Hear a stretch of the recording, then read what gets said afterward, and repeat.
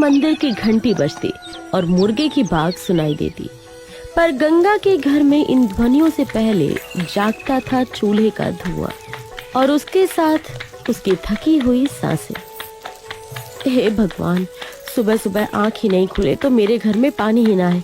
पास के घर में लगे हुए नल में बस 1 ही घंटे पानी आता है। अरे तो क्यों परेशान हो रही है? मैं हूँ ना, अभी पानी लेकर आता हूँ। अरे नहीं, मैं कर लूंगी, कहते हुए गंगा धनीराम के हाथों से पानी की बाल्टी लेने लगी, मगर धनीराम नहीं दे रहा था। दोनों की प्यार भरी नोक-झोंक चालू थी। मुझे ये सब काम करने दे गंगा, वैसे भी मैं तेरे लिए कुछ खास नहीं कर पाता हूँ। मेरे छोटे से घर में सारा काम तू ही तो करती है। खबरदार, जो मेरे घर को छोटा सा घर कहा तो, ये तो मेरे सपनों का महल है। तू धन्य है गंगा जो छोटी सी झोपड़ी को महल बोल रही है। धनीराम और गंगा का घर मिट्टी का बना छोटा सा ढांचा था, जिसमें से बरसात में पानी टपकता और गर्मियों में धूप भीतर तक आती। दीवारों पर जगह जगह दरारें, आंगन में एक टूटी खाट, एक घड़ा और कोने में मिट्टी का चूल्हा। यही उसकी दुनिया थी। 12 साल पहले जब हमारी शादी हुई थी तो और लड़कियों की तरह मेरे भी ख्वाब थे और ख्वाहिश थे। तब मैंने भी सपने देखे थे। मैं भी सोचती थी, एक छोटा सा घर, मेहनती पति, हंसते खेलते बच्चे। मेरा हर सपना तुमने पूरा किया और तूने मेरे हर सुख दुख में साथ दिया। कहते हुए वो मुस्कुराने लगी। शादी के शुरुआती कुछ सालों तक धनीराम सचमुच मेहनत करता। खेतों में मजदूरी, ईंट भट्टे पर काम, जो मिला कर लिया। गंगा उसके लिए रोटियां बनाती, पानी लेकर जाती और शाम को उसके लौटने का इंतजार करती। लेकिन धीरे धीरे गांव के अड्डे पर बैठने की आदत ने धनीराम को जकड़ लिया। अरे धनीराम, जब देखो तब काम से घर, घर से काम। कभी तो दोस्तों के साथ बैठ जाया करो भाई। अरे भाई, ऐसा कुछ नहीं है। दिन भर काम की थकान हो जाती है, फिर गंगा भी घर में मेरा इंतजार करती है। अरे घर तो रात में सभी को जाना होता है, हम भी तो थकान उतारने के लिए मौज करते हैं। आओ बैठो हमारे साथ। कहते हुए धनीराम के दोस्तों ने उसे अपनी संगत में बिठा लिया। अब धनीराम को अपने दोस्तों के साथ बहुत मजा आता है, क्योंकि वहाँ पर वो ताश, बीड़ी, फिर शराब का दौर चलता है। मजदूरी के पैसे घर आने के बजाय वहीं खर्च होने लगे। शराब का नशा वैसे भी इंसान के स्वभाव को बदल देता है। वो चिड़चिड़ा, हिंसक और शक्की हो जाता है। ऐसा ही कुछ धनीराम के साथ हुआ। ये क्या, मुझे तो लगा था आप कभी कभार अपने दोस्तों के साथ थोड़ा बहुत शराब पी लेते हो, मगर आप तो आजकल रोज शराब पीकर आने लगे हो। तो क्या हुआ, मैं दिन रात मेहनत करता हूँ, क्या थोड़ी देर अपने मनोरंजन के लिए अपने दोस्तों के साथ नहीं बैठ सकता? दोस्तों के साथ मनोरंजन करने में और शराब पीने में बहुत अंतर है। आजकल आप घर पर भी ध्यान नहीं देते हो। आपकी शराब पीकर आने का असर बच्चों पर भी हो रहा है। तू मुझे मत सिखा मुझे क्या करना है और क्या नहीं, मुझे अच्छी तरह से पता है। सही कहते हैं मेरे दोस्त, पत्नी को ज्यादा सर पर बिठा लो तो वो पति को अपने से ज्यादा बेवकूफ समझने लगती है। मगर मुझे अच्छी तरह से पता है कि मेरे घर के लिए क्या सही है। कहते हुए धनीराम अपने घर से बाहर निकलने लगा। अरे आप कहाँ जा रहे हैं? रुको, रुक जाओ। गंगा के कहने पर भी धनीराम नहीं रुका। ये देख गंगा की आंखों में आंसू आ गए। माँ, क्या हुआ? क्यों रो रही हो? पापा आज फिर से घर देर आएंगे क्या? माँ, तुम मत रो, मैं किसी भी चीज की जिद नहीं करूंगी। गंगा के दोनों बच्चों की आंखों में मासूमियत थी, पर उस मासूमियत पर डर की हल्की परछाई हमेशा रहती। जब पिता नशे में घर आता तो वो चुपचाप कोने में सिमट जाते। एक रात घर में अन्न का एक दाना भी नहीं था। बच्चे भूख से बिलख रहे थे। माँ, आज बहुत तेज भूख लग रही है, कुछ खाने के लिए दे दो। घर में खाने के लिए फिलहाल कुछ भी नहीं है। जैसे ही तुम्हारे बाबा मजदूरी से आएंगे, उनके पैसे लेकर कुछ राशन का सामान लेकर आ जाऊंगे। तब तक तुम पानी पी लो। माँ, तुमने अभी आधे घंटे पहले भी 2 गिलास पानी पिला दिया था, मगर पानी नहीं पीना है, कुछ खाना है। राधा को भी बहुत तेज भूख लग रही है। बस कुछ देर और मेरे बच्चों, तुम्हारे बाबा आते ही होंगे। तभी धनीराम वहां पर आया। वो शराब के नशे में चोर था।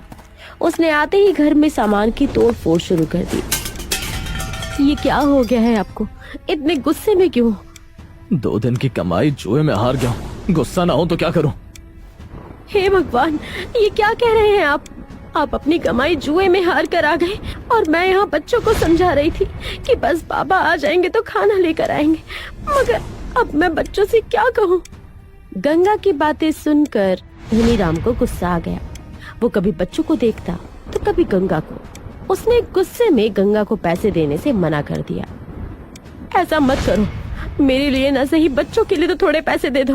2 दिन से बच्चों ने सही से खाना नहीं खाया है, थोड़ा सा राशन लेकर आ जाऊंगी।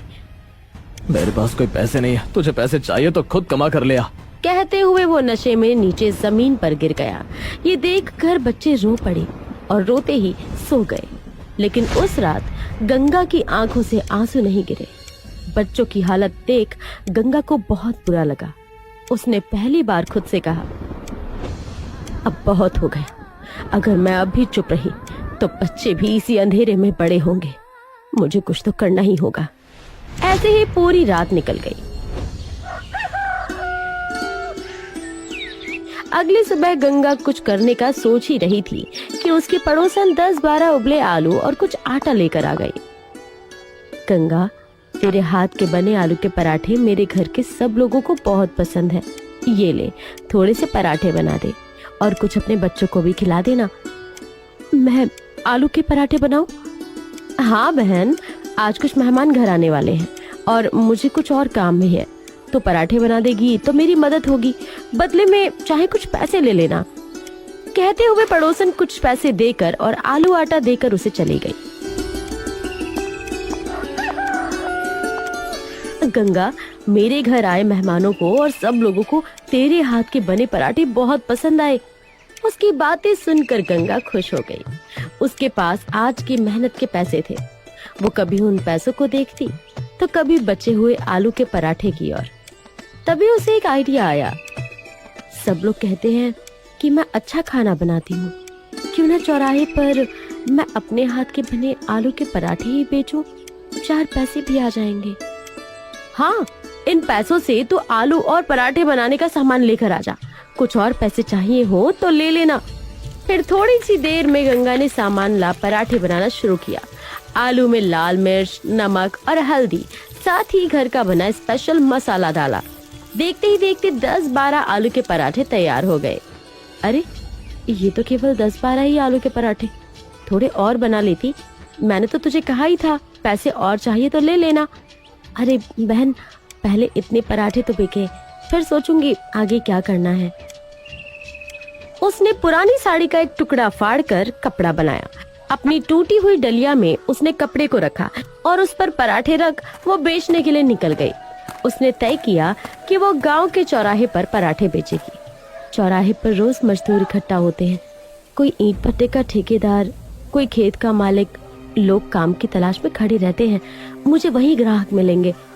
चौराहे पर एक बरगद का पेड़ था। गंगा ने उसी के नीचे अपना छोटा सा ठिकाना बनाया। जब वो बैठी तो धनीराम के कुछ दोस्तों ने उसे देखकर हंसकर कहा, अरे देखो, धनीराम की घरवाली अब दुकानदारी करेगी। क्यों भाभी जी, घर का काम कम पड़ गया क्या? या धनीराम अब घर गृहस्थी संभाल रहा है जो आप कमाने के लिए निकली हो? धनीराम के दोस्तों की बातें सुनकर गंगा का चेहरा गुस्से से लाल हो गया। उसने सिर झुका लिया, फिर धीरे से बोली, जब बात बच्चों की हो तो माँ कुछ भी कर सकती है। उसने वहां पर छोटा सा चूल्हा बनाया और उस पर तवा गरम कर जैसे ही उसने तवे पर पराठा गरम करने के लिए डाला, वैसे ही देसी घी की हल्की सी खुशबू उठी। आसपास खड़े लोगों की नजर उसकी ओर गई। वहां पर उसका पड़ोसी भी खड़ा था। उसने देखा गंगा आलू के पराठे बेच रही थी। अरे गंगा भाभी, ये पराठे क्या आपने बनाए हैं? हाँ भैया। भाभी, मैंने कल आपके हाथ के पराठे खाए थे, पेट भर गया मगर मन नहीं भरा। मैं तो आज भी आपके हाथ के पराठे खाऊंगा। मुझे 4 पराठे दे दो। अपने पड़ोसी की बात सुनकर गंगा के चेहरे पर खुशी की लहर आ गई, क्योंकि वो उसका पहला ग्राहक था। गंगा ने तुरंत गरम कर 4 पराठे उसे दे दिए। उसके अलावा उसके केवल 2 ही पराठे और बिके थे। पहले दिन केवल 5 ही पराठे बिके, मगर मेरी पहली कमाई के सिक्के आज मेरी हथेली पर खनक रहे हैं। ये रकम बहुत छोटी है, लेकिन उसके लिए ये मेरी पहली जीत थी। घर लौटकर उसने उन पैसों को अगले दिन आलू के पराठे बनाने का सामान खरीदा। बचे हुए पराठे उसने अपने बच्चों को खिला दिए। बच्चों ने जब पेट भरकर खाया तो उनके चेहरे की मुस्कान ने गंगा को विश्वास दिलाया वो सही रास्ते पर है। मगर धनीराम जब घर वापस आया तो वो बहुत नाराज हुआ। गंगा, ये सब क्या है? तुम चौराहे पर मेरी इज्जत नीलाम करना चाहती हो? आज के बाद वहाँ नजर मत आना। धनीराम की बातें सुनकर गंगा थोड़ा सा डर गई, मगर उसके मन में अपनी कमाई का कॉन्फिडेंस था, इसीलिए वो धीरे से बोली, शराब पीकर चौराहे पर पड़े रहते हो, तब तुम्हारी इज्जत खराब नहीं होती? मुझे मेरा घर चलाना है, जिससे अपनी इज्जत प्यारी है वो मुझे छोड़कर चला जाए। गंगा की बात सुनकर धनीराम को गुस्सा आया और वो उसको मारने के लिए आगे बढ़ा ही था कि गंगा ने उसका हाथ पकड़ लिया। फिर धनीराम गंगा को कुछ नहीं बोला। ऐसे ही कुछ दिन बीत गए। गंगा का दिन अब सुबह 4 बजे शुरू होता। वो कुएं से पानी भरती, चक्की से आटा पिसवाती, मसाले कूटती, फिर सामान बांधकर चौराहे तक जाती और सारा दिन मेहनत करती। अरे वाह, तुम्हारे हाथ के खाने में तो स्वाद है। भाभी रोज रोज आलू के पराठे बनाती हो, कल प्याज के पराठे बनाकर लेकर आना। हाँ, रोज वैरायटी चेंज होगी तो खाने में मजा आएगा। अब धीरे धीरे सब लोगों को गंगा के हाथ के पराठे पसंद आने लगे थे। धनीराम को उसका काम करना पसंद नहीं था। कई बार वो चौराहे पर आकर हंगामा करता। एक दिन उसने गुस्से में तवा उठाकर फेंक दिया। दूसरे दिन आटे में मिट्टी मिला दी। तुम ये रोज रोज के नाटक क्यों कर रहे हो? तुमसे हमारी खुशी देखी नहीं जाती? मुझे नहीं पसंद कि तुम चौराहे पर अपनी दुकान चलाओ। घर चलाने के लिए, बच्चों की भूख के लिए किसी को तो कमाकर घर चलाना होगा। तुम चाहे जितना परेशान करो, मैं हर बार नया आटा नया तवा खरीदूंगी, कभी उधार लेकर कभी बचत से, मगर अब मैं नहीं रुकूंगी। धीरे धीरे उसके पराठे का स्वाद लोगों की जुबान पर चढ़ने लगा। उसने एक ठेला ले लिया था। लोगों की भीड़ उसके पराठे सिकने का इंतजार करते। लोगों की भीड़ को देख उसने सोचा, लोगों का इंटरेस्ट ऐसे ही बना रहे, इसीलिए कुछ अलग करना होगा।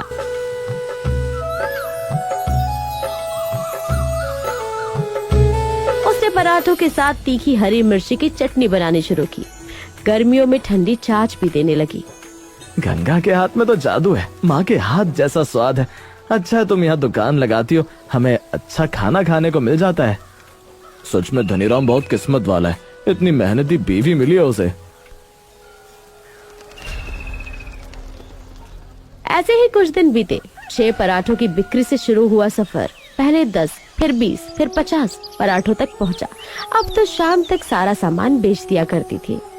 अब तो मेरा काम अच्छे से चलने लगा है। मुझे किसी की मदद की जरूरत है, क्यों ना मैं किसी को अपनी मदद के लिए रख लूं, मगर कौन? गंगा सोच ही रही थी कि उसे याद आया कि उसके पड़ोस में एक विधवा महिला रहती थी जो अच्छी तरह अपने घर परिवार का पालन पोषण नहीं कर पाती है। गंगा ने उसे रोजगार देने के बारे में सोचा और उसे अपने साथ खड़ा कर लिया। गंगा ने खुद के साथ साथ उस बेचारी गरीब विधवा को भी रोजगार दिया। वाह गंगा भाभी, आपकी मेहनत से आपका संघर्ष तो कम हुआ ही, आपने मेरा संघर्ष भी कम कर दिया। अरे अभी तो शुरुआत है, संघर्ष कभी खत्म नहीं होता। कई बार तेज बारिश में मेरा चूल्हा बुझ जाता है, आंधी में तंबू उड़ जाता है, पर अब मेरे भीतर का हौसला बुझने वाला नहीं। सच में गंगा भाभी, आपके हौसले का जवाब नहीं। आप किसी भी मुसीबत से डरती नहीं हो। जब बात बच्चों की होती है तो कोई भी माँ किसी भी परेशानी से नहीं डरती। एक दिन दोपहर में धूल भरी आंधी चल रही थी। तभी एक कार गांव के पास खराब हो गई। उसमें से एक सज्जन उतरे, मिस्टर खन्ना। वो शहर के थे, साफ सुथरे कपड़े, हाथ में मोबाइल। भूख से परेशान होकर वे चौराहे की ओर आए। गंगा के ठेले के पास रुककर बोले, एक पराठा मिलेगा? हाँ साहब, जरूर। कौन कौन से पराठे हैं? जी, आलू, प्याज, मेथी, गोभी। आपको कौन सा दे दूं? सब एक एक दे दो। गंगा ने संकोच से मुस्कुराते हुए पराठा परोसा। खन्ना जी ने जैसे ही पहला कौर खाया वे चौंक उठे। स्वाद में सादगी थी लेकिन गहराई भी। उन्होंने गंगा से बातचीत शुरू की। गंगा ने धीरे धीरे अपना जीवन खोलकर रख दिया। खन्ना जी की आंखें नम हो गईं। तुम्हारे भीतर अद्भुत साहस है, साथ में स्वाद का हुनर भी। अगर सही अवसर मिले तो तुम बहुत आगे जा सकती हो। खन्ना जी जो एक सामाजिक संस्था चलाते थे, साथ ही शहर में एक बड़ी होटल के मालिक थे। उन्होंने गंगा को गांव में छोटी सी पक्की दुकान लेने के लिए आर्थिक मदद दी, साथ ही शहर के मेलों में स्टॉल लगाने का भी मौका दिलवाया।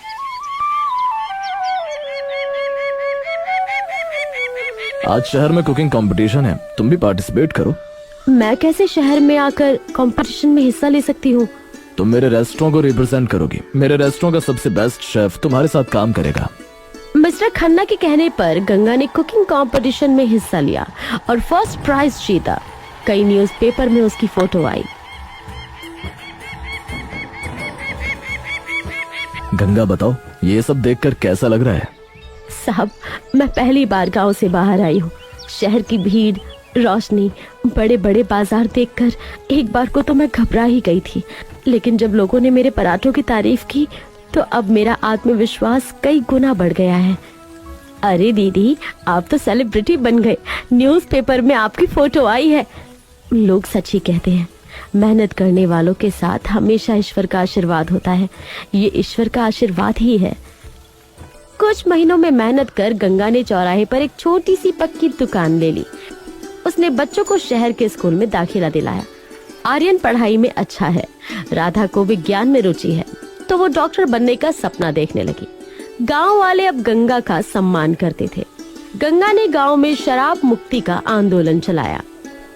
गंगा, मुझे माफ कर दे, मैंने तेरे साथ बुरा व्यवहार किया। मैं तुम्हें तभी माफ कर सकती हूँ जब तुम शराब पीने की आदत छोड़ दो। भाभी, अब धनीराम क्या, हम तो गांव के सभी मर्द शराब पीना छोड़ने वाले हैं। लो भाभी, अब तो गांव की महिलाएं भी खुश हो जाएंगी। गंगा की अच्छी इमेज और समझदारी के कारण पंचायत में उसकी राय ली जाने लगी।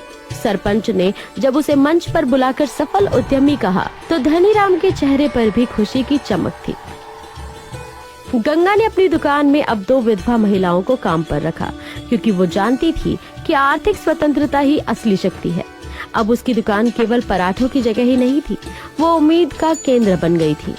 कुछ सालों बाद आज गंगा की दुकान बड़ी हो चुकी है। उसने पास की दुकान भी किराए पर लेकर बैठने की व्यवस्था बढ़ा दी है। अब वहाँ केवल पराठे ही नहीं, कढ़ी, चावल, छोले भटूरे और मिठाई भी मिलती है। आर्यन कॉलेज में है, राधा मेडिकल प्रवेश परीक्षा की तैयारी कर रही है। गंगा अब भी वही सूती साड़ी पहनती है, तवे पर खुद पराठे सेकती है।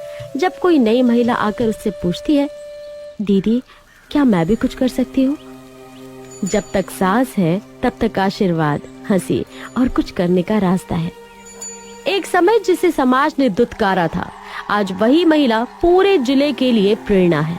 गंगा ने केवल अपना भाग्य नहीं बदला, उसने ये साबित किया है कि साहस, मेहनत और आत्मविश्वास से कोई भी राख से उठकर नई कहानी लिख सकता है। और हर सुबह जब उसकी दुकान से उठती पराठों की खुशबू हवा में फैलती है तो वो केवल भूख नहीं मिटाती, वो उम्मीद